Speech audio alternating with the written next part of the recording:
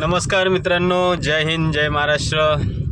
आज व्हिडिओ बनवायचा हा कारण असा आहे की कित्येक वर्ष तर नाही, दोन वर्ष तर कमीत कमी ह्या ब्रिज होता झाले आहेत। आणि हे इथे जे काम चालू आहे मेट्रो का बुलेट ट्रेन मेट्रोचं काम चालू आहे।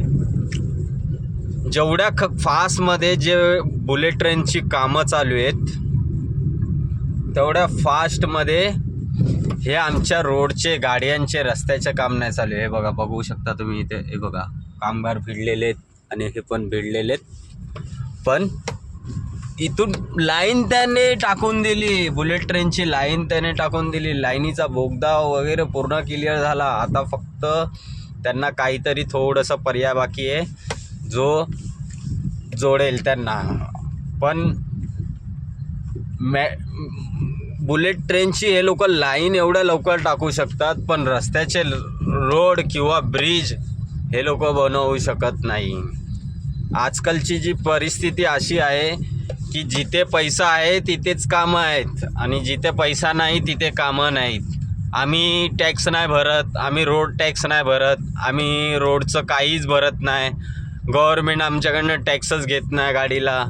आणि आम्हाला हे असे खड्डे आणि असे रस्ते आणि असे हे ब्रिज याच्यावर सुद्धा आम्हाला मनस्ताप सहन करावा लागतो।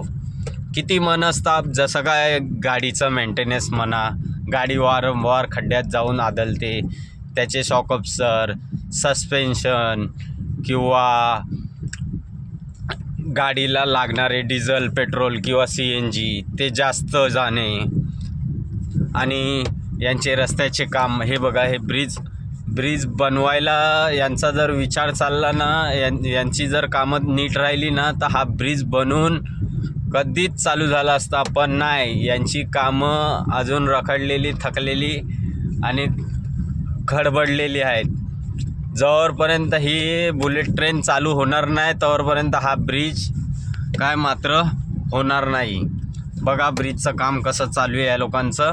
आजूबाजूनी दोन्ही गाड्या येण्यासाठी रस्ता दिला आहे आणि हे यांचं काम असं रस्त्यावरती पडलेलं आहे।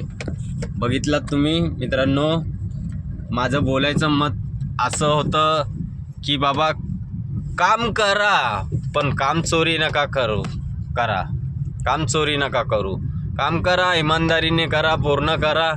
म्हणजे कसं दुसऱ्यांना पण तरी काय विश्वास बसेल। धन्यवाद मित्रांनो, जय हिंद, जय महाराष्ट्र।